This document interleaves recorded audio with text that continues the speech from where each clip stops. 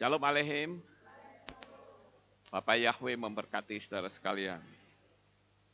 Malam hari ini Bapak Ibu Saudara, saya akan menyampaikan satu materi yang saya beri tema menjaga sikap hati.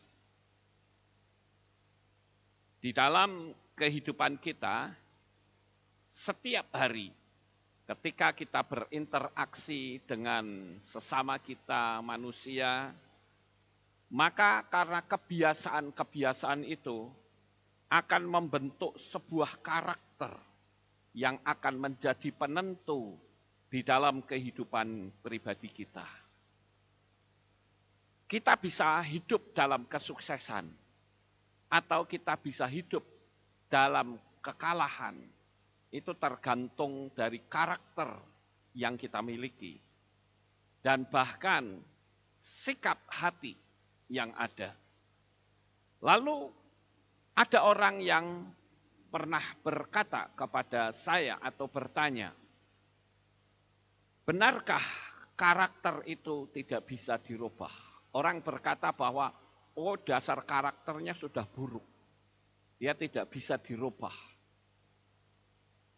Jikalau benar karakter tidak bisa dirubah, berarti manusia itu seolah-olah sudah ditentukan untuk hidup di dalam keburukan atau hal-hal yang baik. Jadi Bapak Ibu Saudara yang terkasih, sekali lagi jika benar karakter itu tidak bisa berubah, maka sia-sialah orang yang berusaha untuk merubahnya. Manusia itu diberi akal dan pikiran untuk memilih yang baik. Keburukan karakter dan sikap hati itu bisa saja terjadi karena ada beberapa peristiwa-peristiwa masa lalu. Sehingga menjadi manusia yang memiliki karakter yang rendah. Orang yang memiliki karakter yang keras, saya mau tanya kepada saudara, orang yang karakternya keras itu baik atau tidak, saudara? Keras loh ya. Kalau saya bilang baik. Hanya arahnya saja yang berbeda. Orang yang karakternya keras, kalau arahnya itu salah. Tapi orang yang karakternya keras tetapi arahnya yang baik, dia akan baik, saudara. Jadi bisa dipahami ya, kerasnya karakter itu yang menjadi penentu. Sekarang kalau misalnya saya, menurut saudara saya karakternya keras atau lembek? Keras.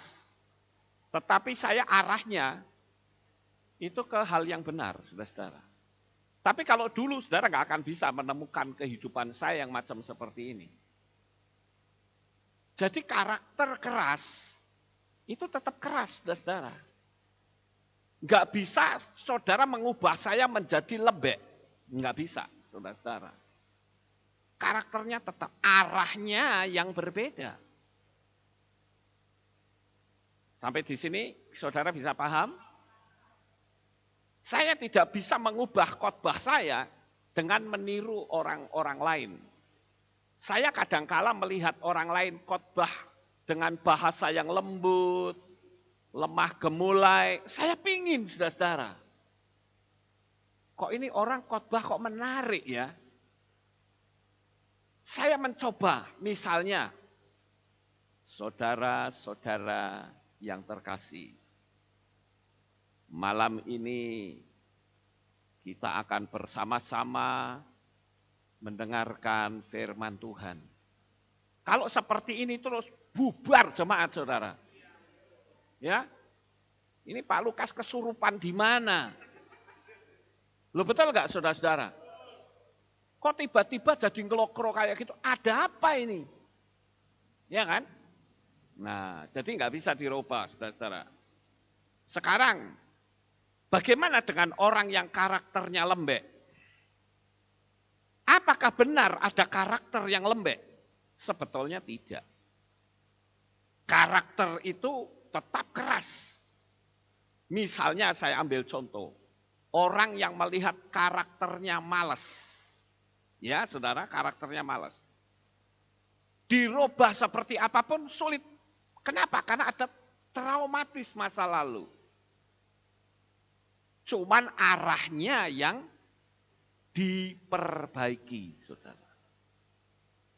Sama seperti seseorang, kalau dia, ya saya katakan bahwa tiap-tiap manusia itu sebetulnya punya talenta ya, punya kemampuan. Ada orang yang tukang mabok, tukang main judi. Kalau kalah, dia jual sesuatu. Dia jual meja, dia jual komputer, apa yang ada di rumahnya bisa dijual, dia bisa jual. Bahkan bila perlu jendela ditetel dijual, saudara. Mungkin saudara akan tertawa, masa iya? Ada dulu jemaat di sini. Tukang main judi. Begitu kalah, apa saja dijual. Jendela ditetel dijual. Dan anehnya, kok bisa laku gitu loh. Benar loh saudara, saya mengkonseling sendiri orangnya. Nanti kalau jendela sudah kejual, apa yang dia jual? Pintu dicopot, jual saudara-saudara. Loh benar. Mungkin saudara bilang, masa iya? Loh saya yang konseling kok. Dan jadi sebetulnya orang ini, itu kalau diarahkan jadi benar gak? Benar, ini orang yang ahli, seorang salesman handal sebetulnya. Lo betul gak saudara-saudara? Bayangin aja, apa saja dijual bisa laku, tapi kalau diarahkan yang benar, wah dia jualan barang-barang pasti laku saudara-saudara. Promonya hebat. Nah Bapak Ibu yang terkasih, orang yang mengalami kelembean, sebetulnya itu tidak ada. Sama seperti saya. Saya dulu orang menganggap saya orangnya itu lembek, nggak bisa belajar dengan baik, menjadi pemalas. Tapi faktanya saya tetap di posisi yang tetap lembek, nggak mau belajar. Berarti kan itu keras, saudara. Betul nggak? Tapi kerasnya di bidang yang salah. Ayo berubah, tetap ndablek saudara, nggak pernah berubah. Suruh belajar ya nggak mau belajar. Itu kan keras, mempertahankan kesalahannya, saudara. Sekolah asal-asalan. Satu sekolah naik semua, yang nggak naik cuman saya. Bayangin, loh ini fakta loh saudara, betul. Satu sekolahan tuh naik semua, yang nggak naik cuman saya. Nah Bapak Ibu yang terkasih, kalau ada orang yang dendeng, itu artinya karakter yang keras tetapi ada di posisi yang salah. Dan ini mempengaruhi sikap hati untuk menjadi buruk. Tapi ketika saya bertobat, terjadi suatu titik balik yang sangat luar biasa. Dendengnya tetap ada. Cuman berbeda arahnya, saudara-saudara. Kalau dulu nggak mau belajar, sekarang jadi maniak belajar. Nah banyak orang yang selalu berpikir buruk dan putus asa karena apa? Dia merasa tidak punya harta. Saya beberapa waktu yang lalu, ada orang yang konseling sama saya. Orang ini putus asa. Dia berkata, waduh Pak, saya tidak mau dikasih tanda 666. Sekarang saya harus menjadi penentu. Besok Senin, apakah saya mau terima tanda itu atau tidak? Kalau saya tidak mau terima, mati saya, habis saya, miskin saya. Lalu saya tanya, kamu sudah mengalami kemiskinan? Sudah habis? Ya belum, kok kamu ciptakan hari ini? Jadi kalau kamu hancur, ya berarti kamu sendiri penciptanya. Terus saya tanya, Bapak Yahweh itu maha kuasa atau tidak? Dia bilang maha kuasa, Pak. Loh, kalau maha kuasa dia sanggup nggak memelihara hidupmu? Pasti sanggup kan Bapak Ibu? Bisakah orang yang tanpa harta itu bisa menikmati kekayaan yang sebenarnya? Oh, sangat bisa. Nah, pemahaman ini yang harus kita miliki. Ngerti Bapak Ibu? Karena harta, ini menurut saya loh ya, terserah saudara. Menurut saya, harta itu adalah titipan. Kalau kita sadar akan hal ini, sekalipun saudara tidak punya tabungan bermiliar-miliar, tetapi saudara bisa menikmati kenikmatan yang seharusnya orang yang punya tabungan bermiliar-miliar itu nikmati, tapi engkau yang nikmati. Ada pepatah Jawa yang saya sangat suka. Pepatah itu berkata, sugih tanpa bondo. Loh, sugih kok tanpa bondo? Dipikir logika apa masuk akal, saudara-saudara? Sugih tanpa bondo, itu artinya kaya tanpa harta. Nah, Bapak Ibu yang terkasih, merasa kaya tanpa harta, kita mempunyai kekayaan yang lebih berharga dari harta. Tidak perlu berkecil hati atau menjadi seorang miliarder dengan apa yang dia punya. Kita sebagai anak-anak Bapak Yahweh, kita punya keyakinan.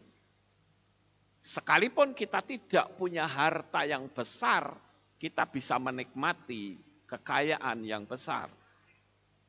Yang penting kita tetap menjaga kekayaan yang diwariskan dalam diri kita sejak lahir, yaitu kaya hati dan pikiran yang baik.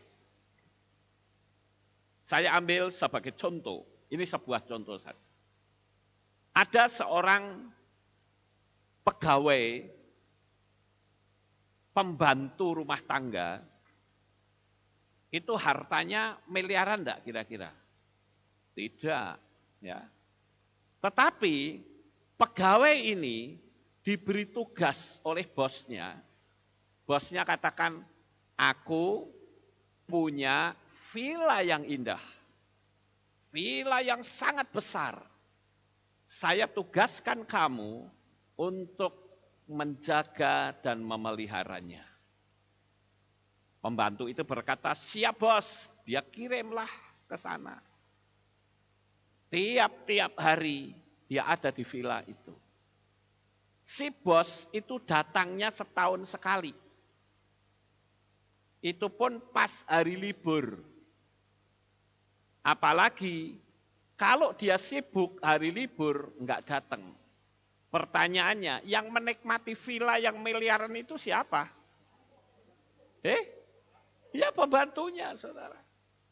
Paham enggak di sini?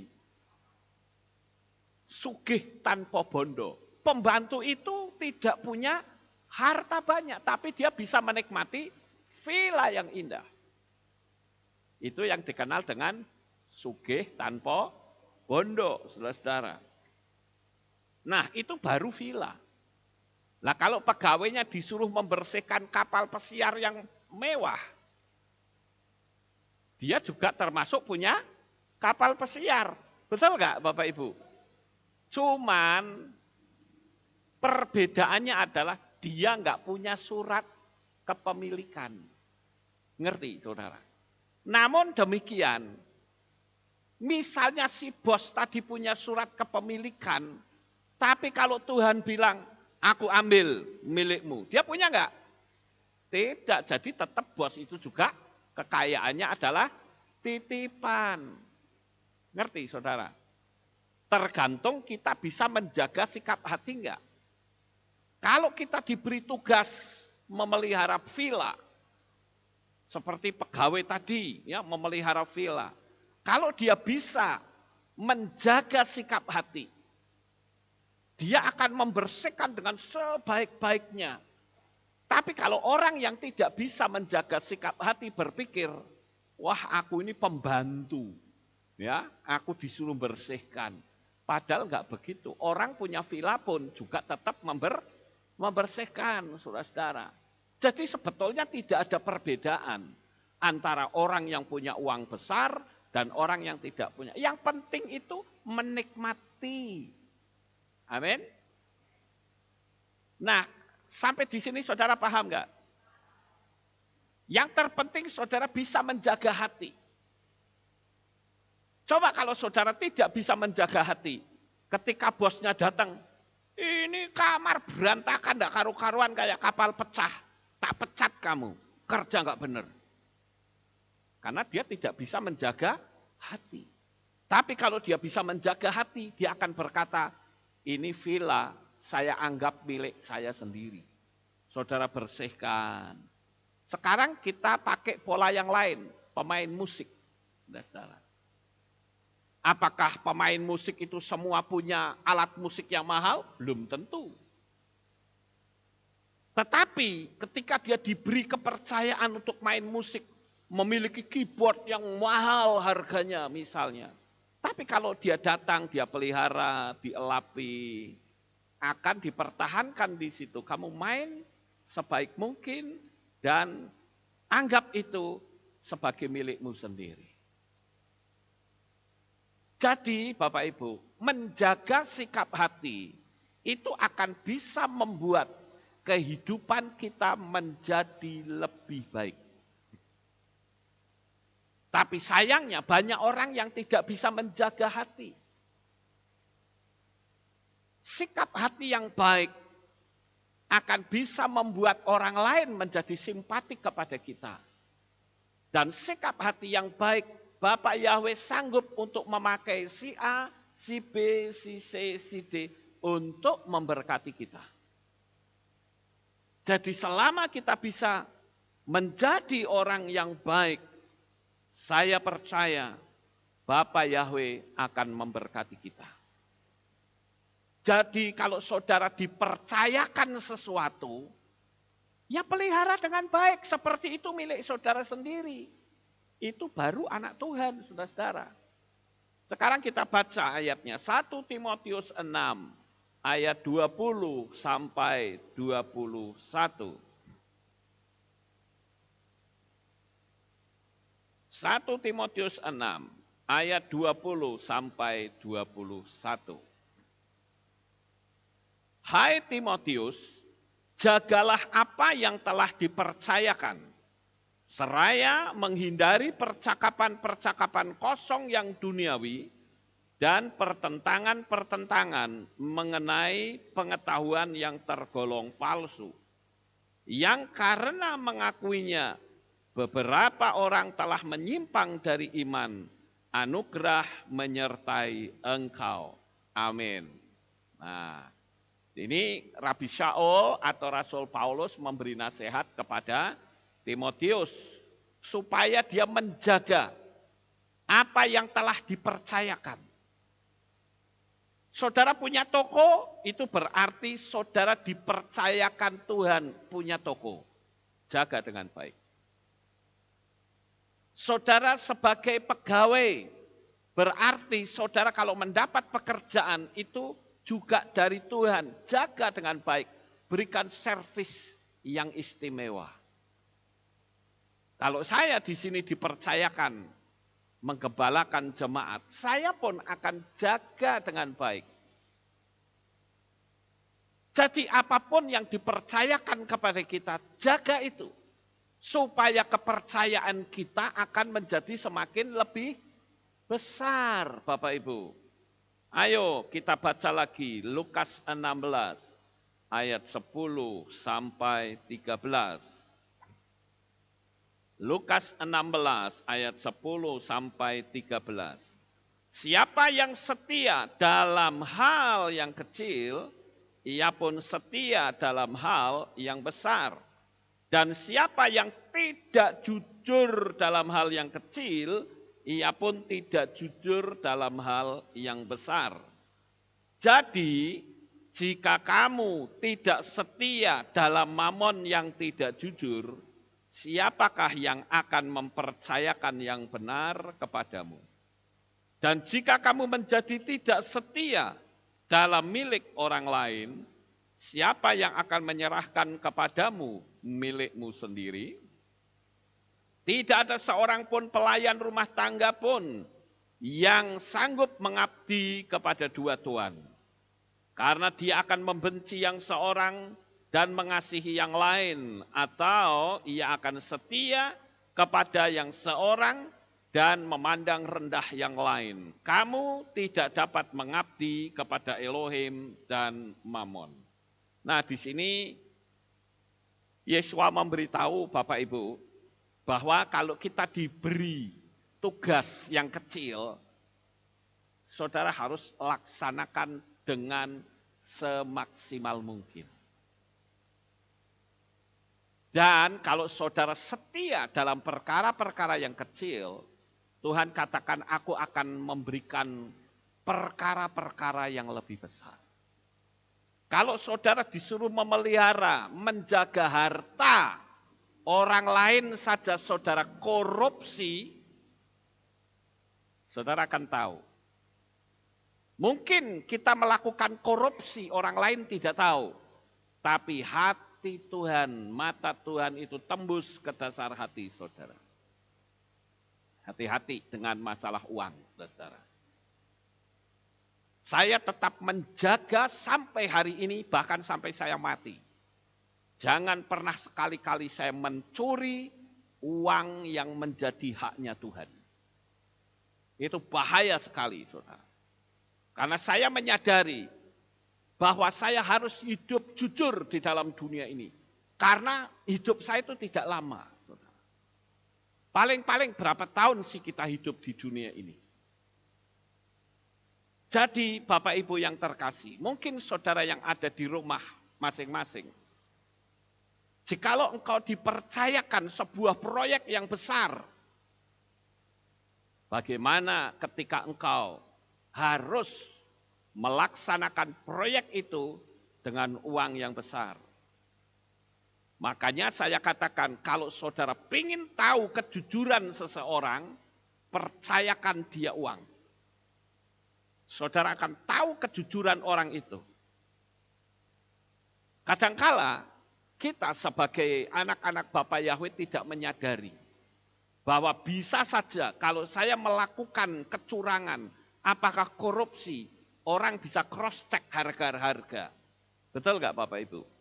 Nah kalau sampai kita ketahuan, kita tidak jujur, maka saudara tidak akan bisa dipercaya. Apalagi kalau nama kita sudah rusak dalam soal keuangan, sulit untuk memperbaiki saudara. Saudara harus bisa membuktikan kepada dunia bahwa aku adalah orang jujur. Itu tidak mudah. Oleh karena itu, saya katakan bersiaplah dan persiapkan hati saudara untuk engkau dipercayakan oleh Tuhan hal-hal yang besar. Tapi dimulai dari hal yang kecil, setia saja. Kenapa sih kadang-kala banyak orang yang tidak setia? Jikalau dia mendapatkan tugas. Kadang suka menyepelekan atau menunda-nunda waktu. Kenapa harus ditunda-tunda saudara? Ada pepatah dunia yang berkata demikian. Don't wait till tomorrow what you can do today. Ya, jangan tunda besok kalau kamu bisa melakukan hari ini. Kalau saya selalu berpikir gini, kalau saya lakukan besok, toh pelakunya saya juga.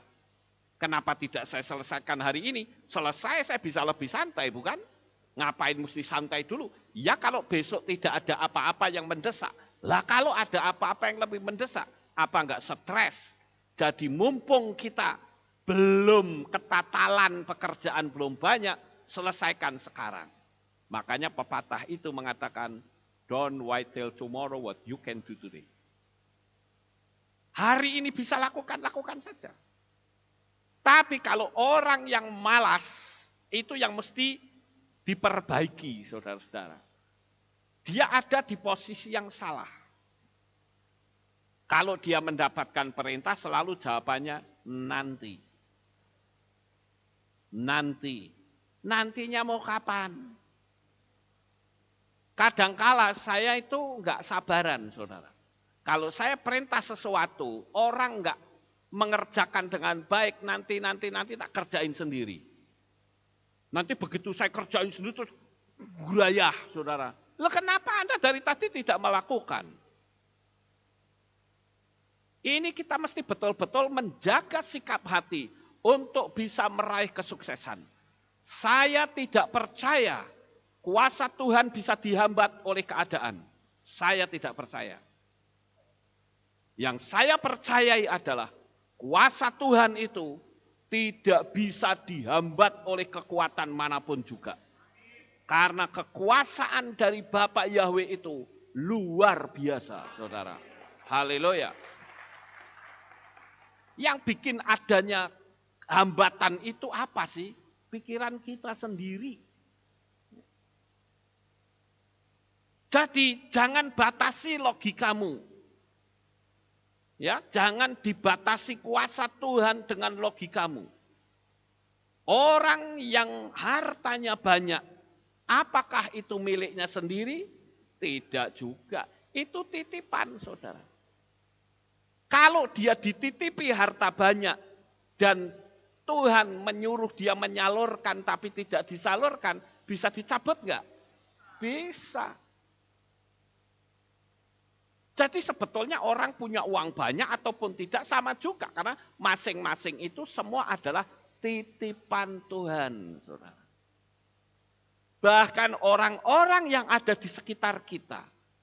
Istri kita, anak kita, orang tua kita. Siapapun harta yang kita miliki, rumah yang kita diami.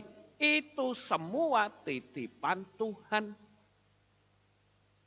Kalau kita menyadari hal ini, tidak ada yang bisa kita sombongkan. Siapa sih kita manusia? Saudara?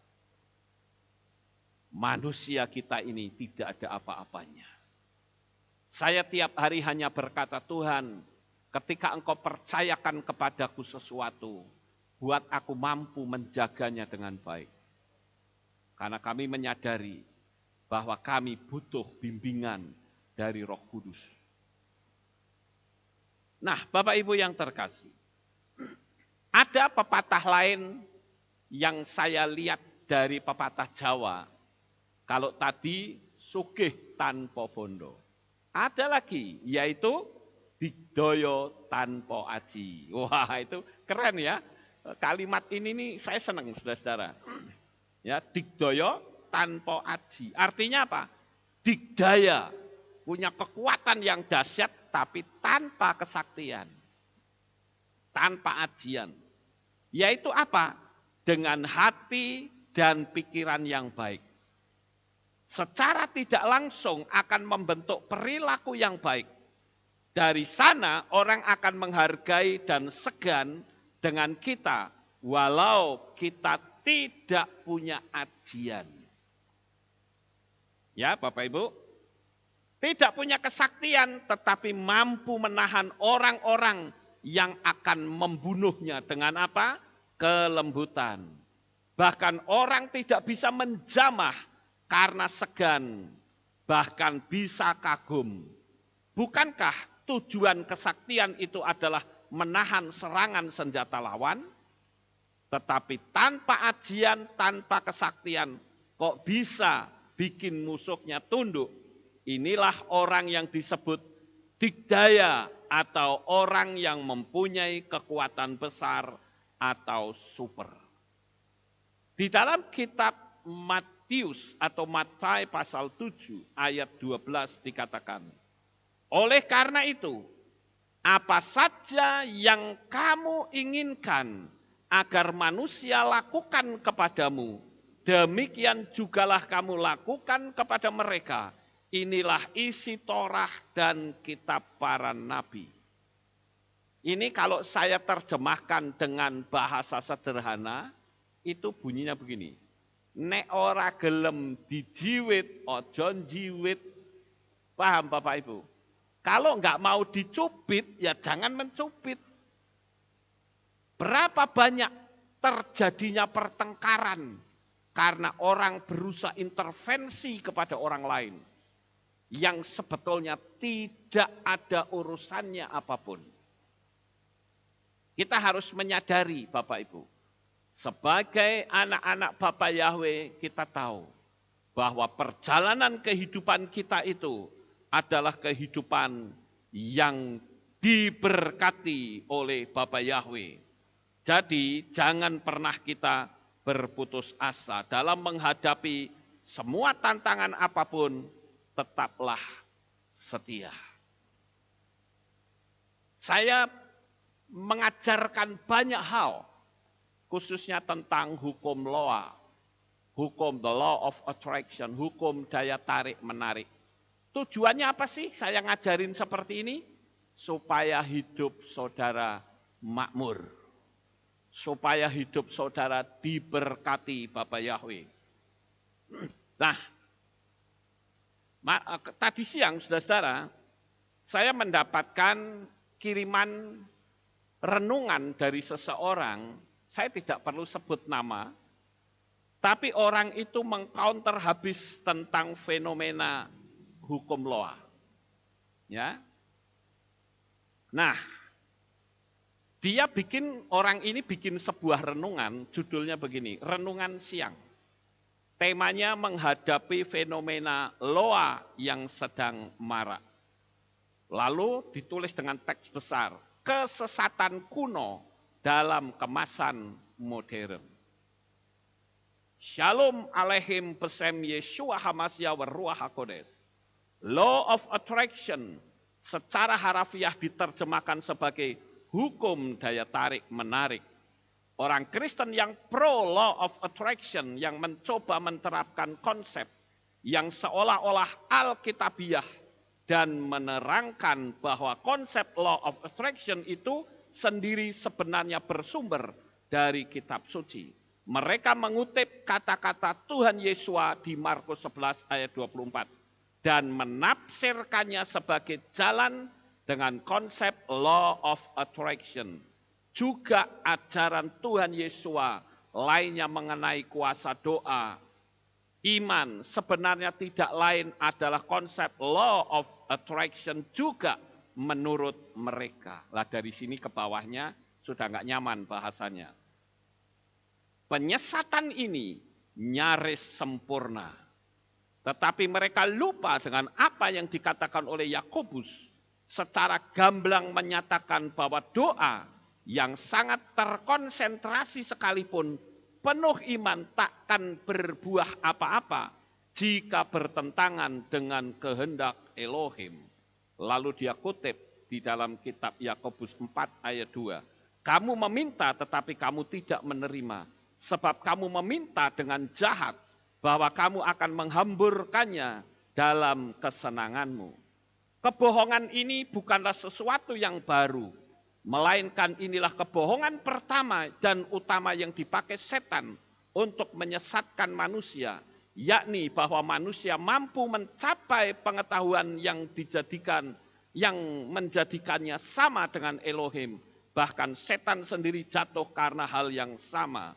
Konsep dari kekuatan pikiran yang diajarkan law of attraction ini bukanlah hal yang baru. Mengacu kepada konsep ini yang ditawarkan setan kepada Hawa adalah semacam pengetahuan supranatural. Bla bla bla bla bla bla bla panjang sekali.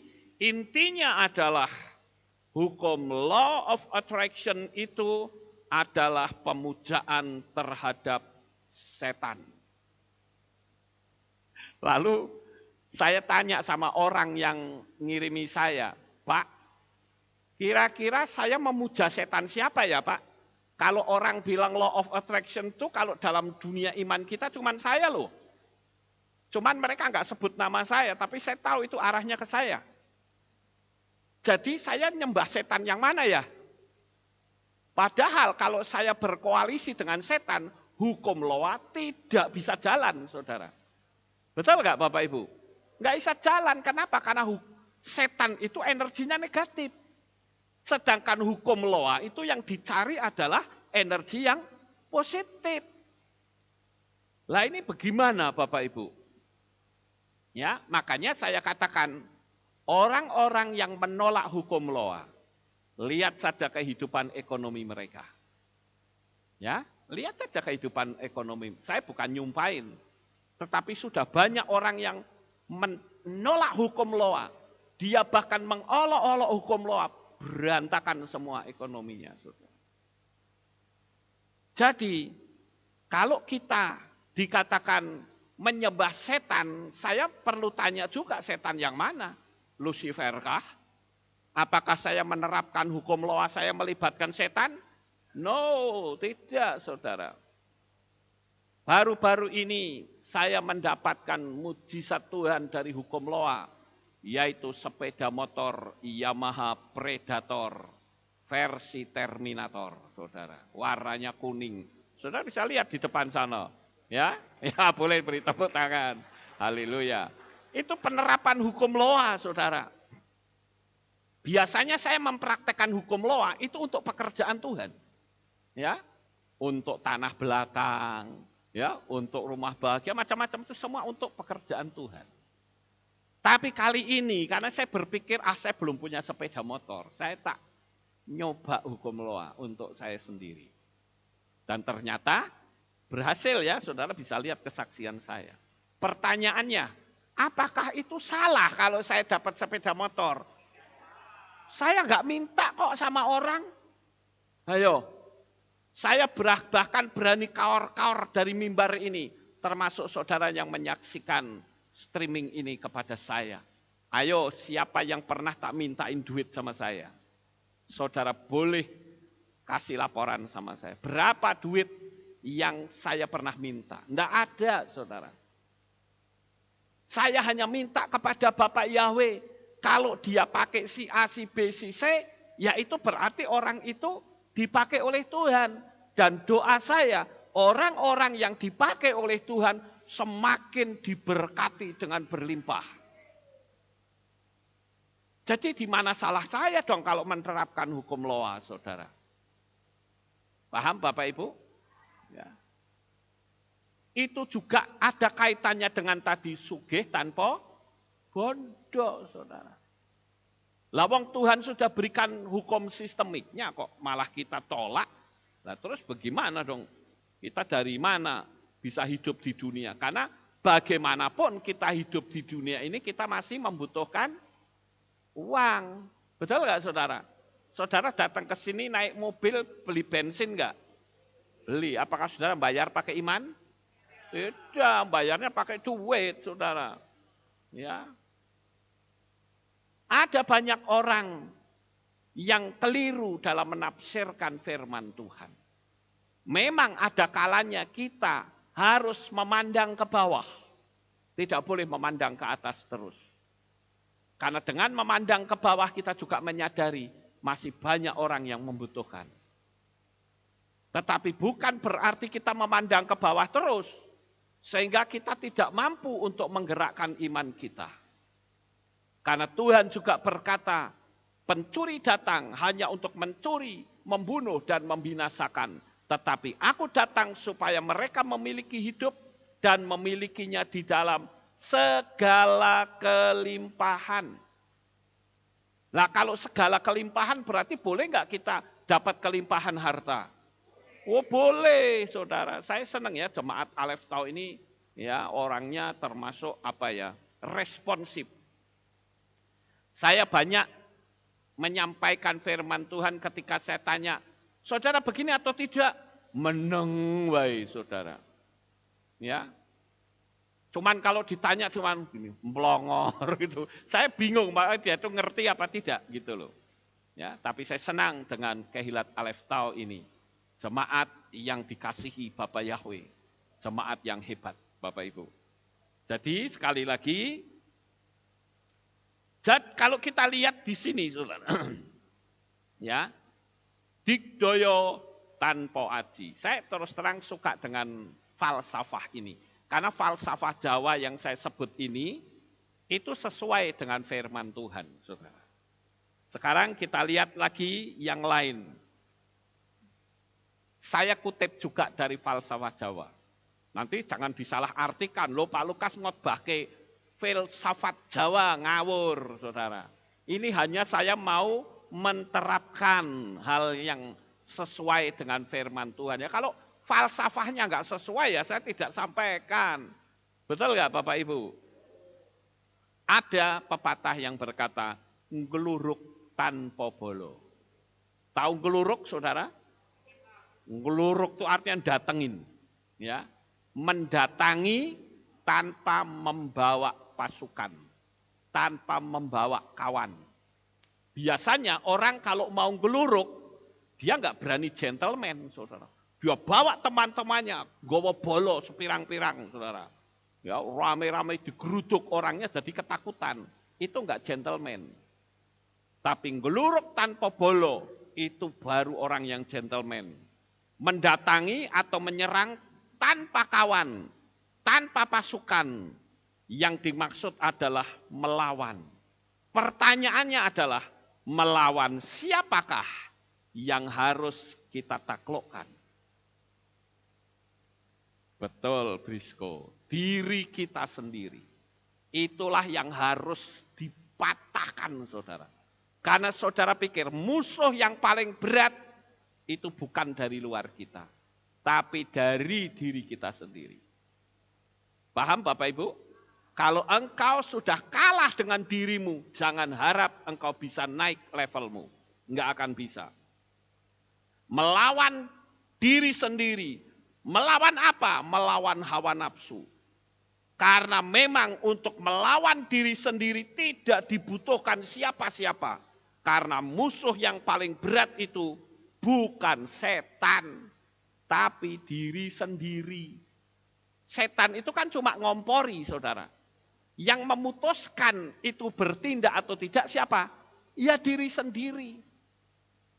Itu loh, makanya ngeluruk tanpa bolo. Memang kita sendiri, kita gentleman. Berapa banyak orang-orang yang kepandaiannya hebat, tapi karakternya buruk akan tereliminasi. Bapak Ibu Saudara yang terkasih, ayo kita baca kitab Roma. Kita lihat pengakuan Rasul Paulus atau Rabi Shaul. Roma pasal 7 ayat 21 sampai ayat 25. Roma 7, 21, 25. Jadi, aku menemukan sebuah hukum bahwa ketika aku hendak melakukan yang baik, yang jahat itu muncul di dalam diriku. Sebab secara batiniah manusia, aku suka pada hukum Elohim. Tetapi aku melihat hukum yang lain di dalam anggota tubuhku yang berperang melawan hukum akal budiku dan yang menjadikan aku tawanan dalam hukum dosa yang ada di dalam anggota tubuhku. Aku manusia celaka. Siapakah yang akan membebaskan aku dari tubuh maut ini? Aku bersyukur kepada Elohim melalui Yeshua HaMasyiah Tuhan kita. Demikian selanjutnya aku sendiri di satu pihak dengan akal budi mengabdi pada hukum Elohim, di pihak lain dengan daging pada hukum dosa. Ini adalah sebuah pergumulan dari Rabi Shaul atau Rasul Paulus. Dan ini juga pergumulan dari semua manusia. Semua manusia itu selalu ingin hal-hal yang baik. Tetapi ternyata justru yang muncul itu hal-hal yang jahat yang keluar dari dalam tubuh manusia. Dan itulah yang harus dikalahkan, saudara. Kenapa tadi saya katakan kita harus berani melawan? Karena di dalam diri manusia itu ada karakter yang buruk. Dan itulah yang saya sebut dengan istilah pikiran liar.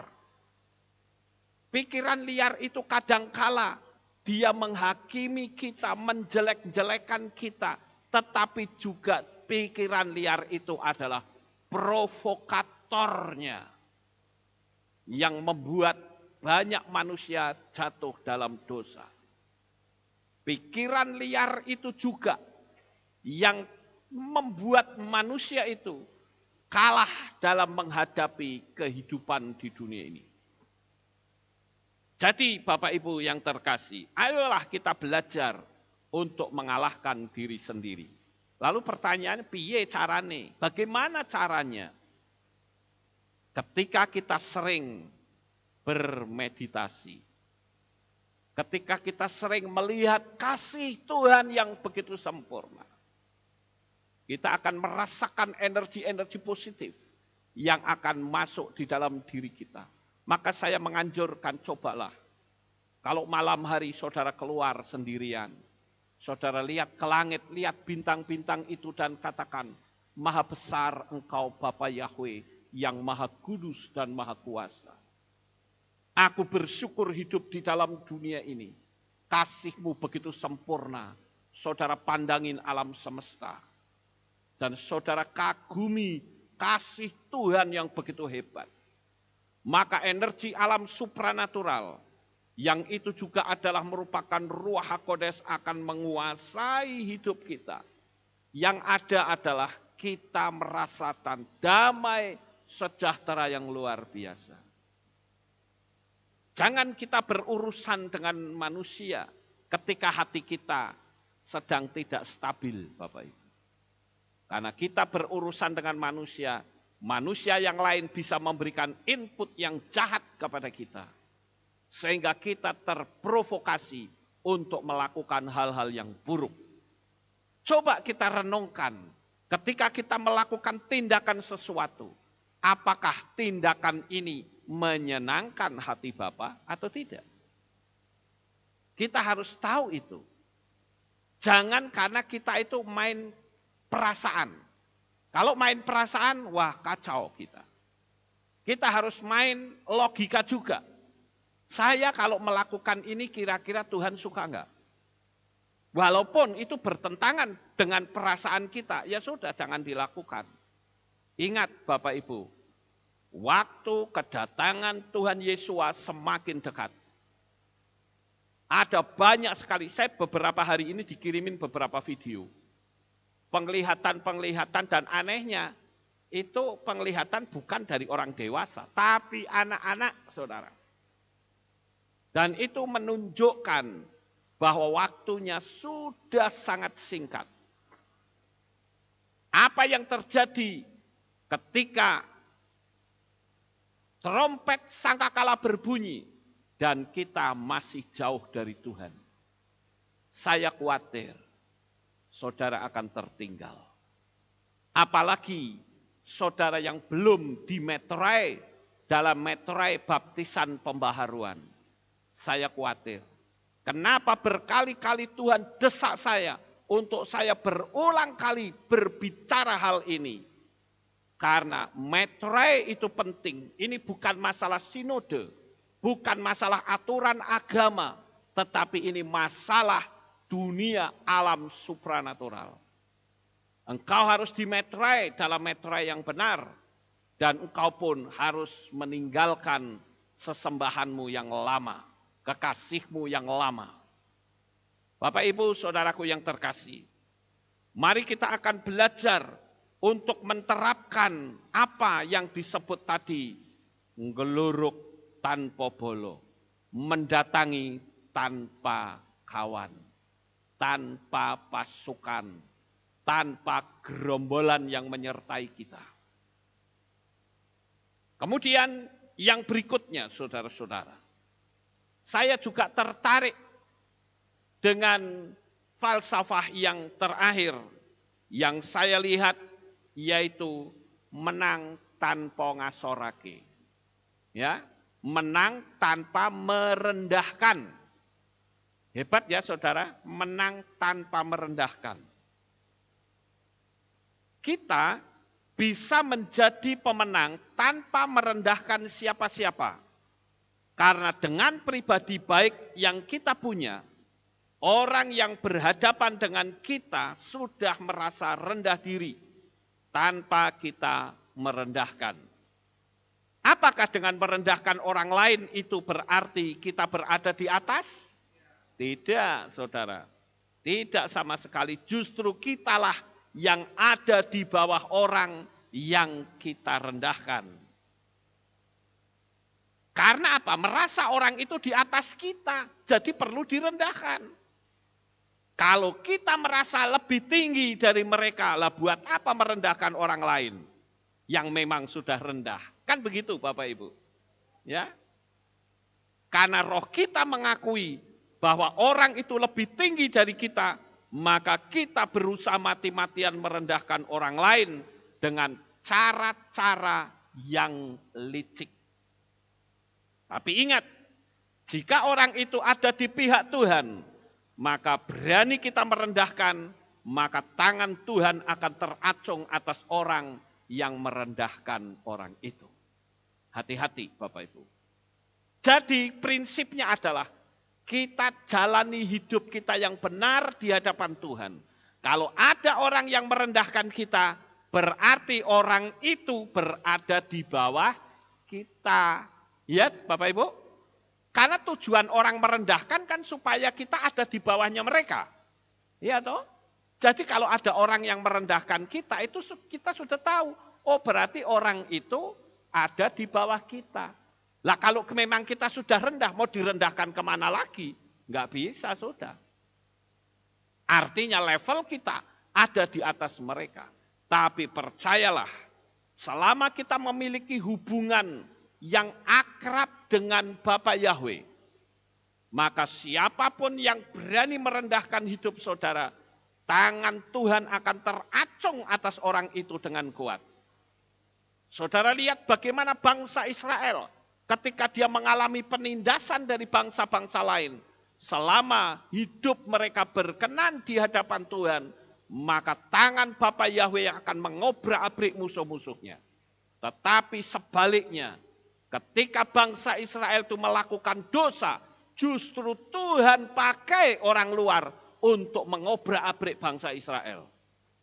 Sampai bangsa Israel harus dibuang di Babel selama 70 tahun.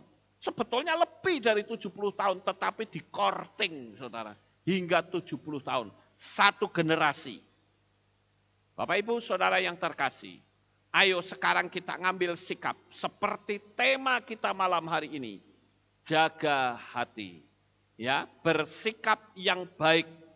Karena hidup kita itu adalah kehidupan yang hanya melihat kepada Tuhan.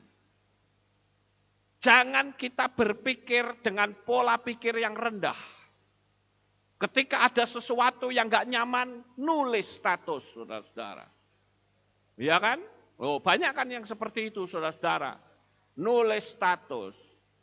Ya, galau tingkat dewa. Wah, kayak gitu kok ya dipamerke loh.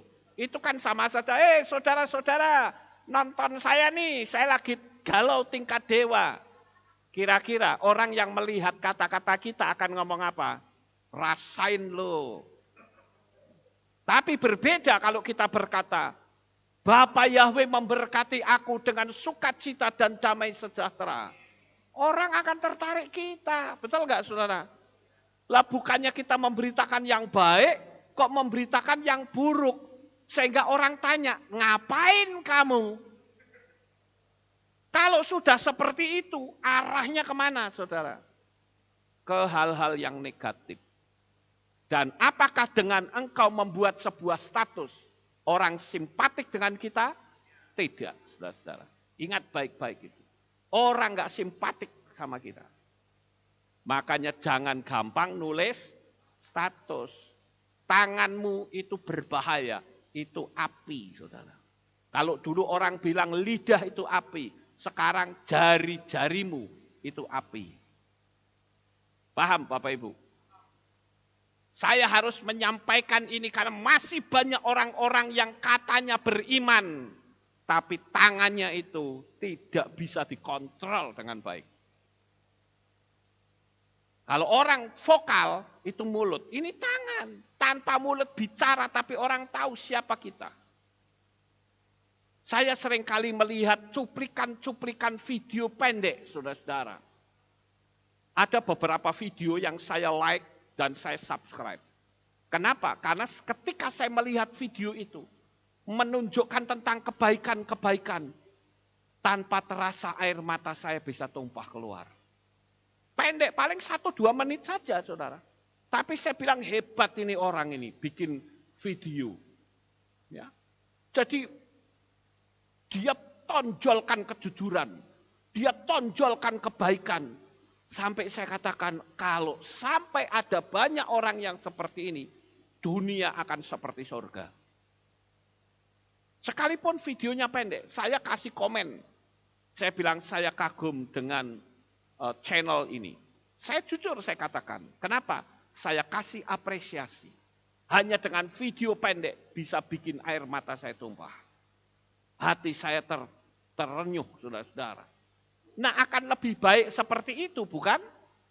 Daripada bikin status yang jelek, yang buruk, saudara-saudara.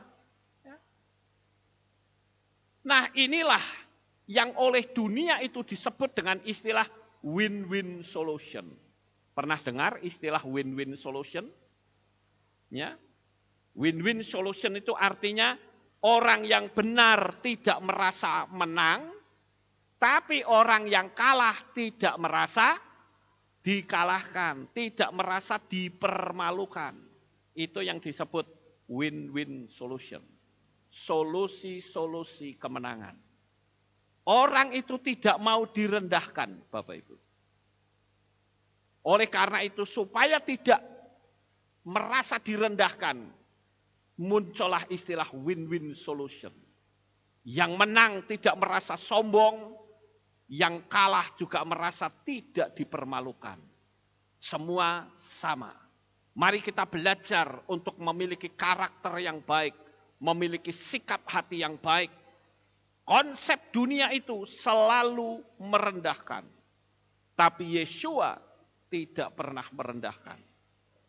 Saya ambil contoh pada waktu pagi-pagi. Ada seorang perempuan dieret-eret sama ahli Taurat dan orang Farisi. Lalu ahli Taurat berkata, Guru, menurut hukum Mose, orang yang berbuat zina harus dilempari batu sampai mati. Saya menemukan perempuan ini kedapatan berbuat zina tertangkap basah. Menurut engkau, apa yang harus dilakukan? Ngeri loh itu saudara. Itu jebakan Batman. Bukan jebakan Batman lagi, jebakan Superman kali. Maju kena, mundur kena. Kalau Yesua berkata, ya sudah lempari saja dengan batu. Maka mereka akan menuding, katanya kau datang dalam kasih. Mana buktinya? Tetapi ketika Yesua berkata kasih, maka mereka akan mengatakan kamu tidak tunduk pada Torah. Maju kena, mundur kena. Tapi hebatnya Yesua itu super dahsyat, saudara. Yesua menulis di tanah, lalu saya sudah terangkan ya, Yesua nulis apa, itu ada di satu materi saya. Lalu Yesua berkata, siapa di antara kalian yang paling tidak berbuat dosa, orang pertama yang melempari dengan batu. Cuman ngomong gitu saja. Akhirnya ahli Taurat dan orang Farisi terdiam. Dan ayat yang saya baca di dalam versi Messianic Scripture, di sana ada tambahan, maka mereka dihakimi oleh hati nuraninya. Ketika Yesua berkata seperti itu, hati nurani orang itu menghakimi. Saya yakin ini baru penafsiran saya, saudara. Orang Farisi dan ahli Taurat pasti mikir, tugas saya itu di bait suci. Lah kok bisa ngonangi orang berbuat zina? Berarti dia akan ngintip orang berzina. Lo betul gak saudara? Lo ya kan? Lah kok bisa? Lah wong tugasnya kan di bait suci. Lah kok bisa kedapat? Ini karena di situ dikatakan tertangkap basah. Berarti kan dia ngelihat dengan mata kepala sendiri. Lah nonton itu pun sudah salah kok. Betul gak Bapak Ibu? Dia juga melalaikan tugas. Pasti orang Farisi akan berpikir, oh iya aku nonton nih. Yang kedua, kalau dia kedapatan berzina, laki-lakinya mana? Ayo. Emangnya dia main dengan boneka seks? Kan tidak, saudara. Kalau ada boneka seks, bonekanya dimunculkan dong. Ayo. Emangnya yang laki lari. Kalau lari emang nggak ada yang bisa nangkep. Itu kan sudah nggak masuk akal, saudara-saudara.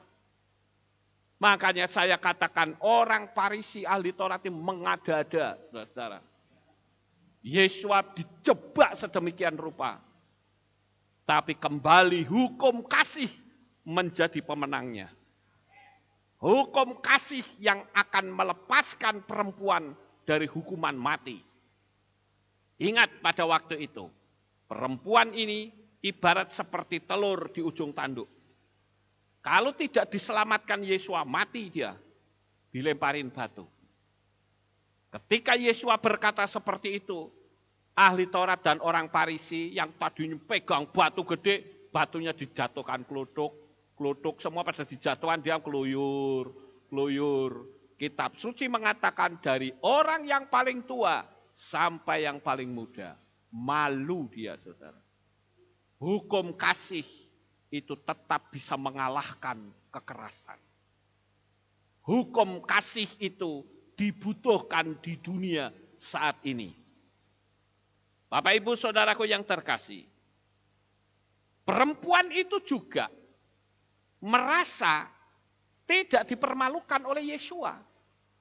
Karena pada waktu mereka sudah pergi, keluyur mereka pergi semua.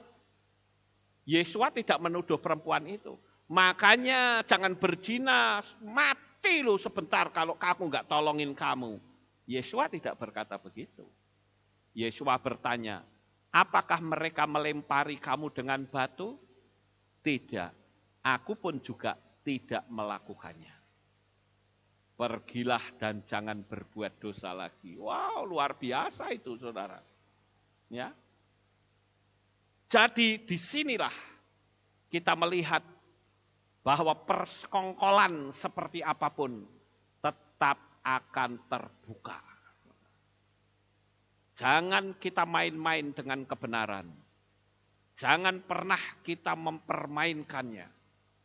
Ada banyak sekali orang-orang hidup di dunia ini yang tidak menurut aturan firman Tuhan. Ketika dia jatuh, yang disalahkan Tuhan. Saya katakan banyak sekali orang-orang yang saya ajari hukum Loa, mereka berhasil dan mereka bersukacita karena kemenangan. Karena hukum Loa itu adalah hukum sistemiknya Bapa Yahweh. Oleh sebab itu pada malam hari ini, ayo kita persiapkan diri kita jaga sikap hati, sehingga sikap hati yang baik, maka hal itu akan menyenangkan hati Bapa. Sukses besar untuk saudara, Bapa Yahweh memberkati, haleluya. Kita tunduk kepala dan kita akan berdoa. Kami mengucapkan terima kasih dan syukur kepadamu ya Bapa. Malam hari ini kami bersama-sama telah mendengarkan renungan firman. Biarlah Engkau akan pimpin, tuntun, bimbing kami. Sehingga kehidupan kami menjadi berkenan di hadapan-Mu. Terima kasih ya Bapa Yahweh. Terpujilah Engkau di dalam nama Adonai Yeshua HaMashiach. Kami sudah berdoa. Amin. Kita akan dengar pengumuman. Shalom, shalom. Berjumpa kembali dalam Aleph Tau Breaking News. Berikut kami sampaikan pengumuman minggu ini. Info doa pagi. Festival doa dan altar call dengan tema Kemenangan terjadi di sini akan dilaksanakan pada hari Rabu 20 Oktober 2021 pukul 5 sampai 6 pagi di Kehilat. Tersedia layanan antar jemput khusus dalam kota. Demikian pengumuman minggu ini. Sukses besar bagi saudara. Bapak Yahweh memberkati. Itulah pengumumannya Bapak Ibu. Kita akan akhiri ibadah kita pada malam ini. Saya mengundang jemaat Tuhan kita bangkit berdiri dan kita akan tutup dalam doa. Terima kasih Bapak Yahweh. Selesai sudah ibadah kami dari awal pertengahan sampai pada akhirnya. Sebentar lagi anak-anak-Mu akan kembali pulang ke rumah mereka masing-masing. Jaga lindungi, peliharakan, pimpin kami sampai di rumah dengan selamat. Pertemukan kembali pada jam-jam ibadah mendatang di dalam ikatan tali kasih-Mu. Terima kasih ya Tuhan. Inilah doa syukur yang kami naikkan di dalam nama Adonai Yeshua HaMashiach. Kami sudah berdoa. Mari kita angkat tangan kita dan kita akan menerima berkat Kohanim. Haleluya. Yevarechecha Yahweh wa yismereka.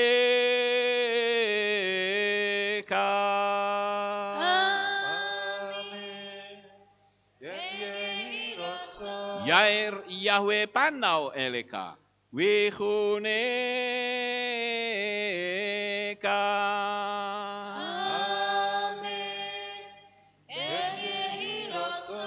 Yesa Yahweh panau eleka wa yashem lecha shalom.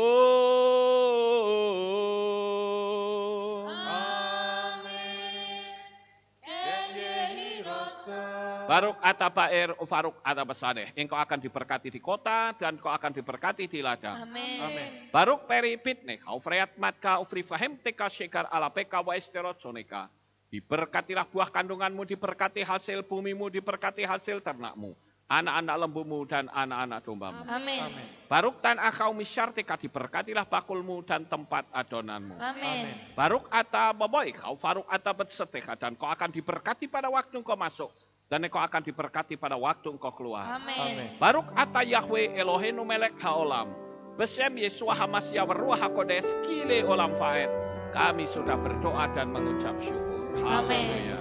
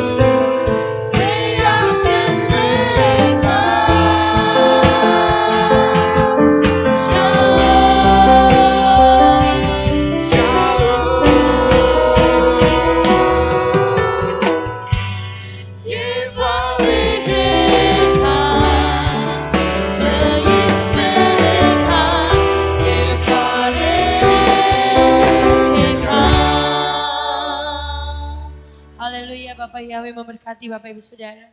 Amin. Saya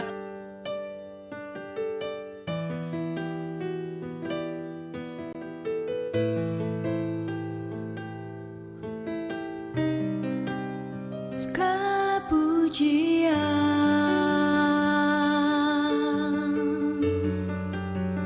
hanya untuk-Mu Tuhan, segala kehormatan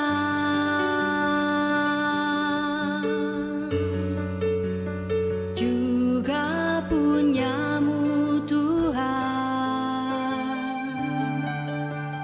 Dari puncak tertinggi sampai lembah terlandai, semua karya kasih cinta-Mu, sujud menyembah Sang Maha Pencipta.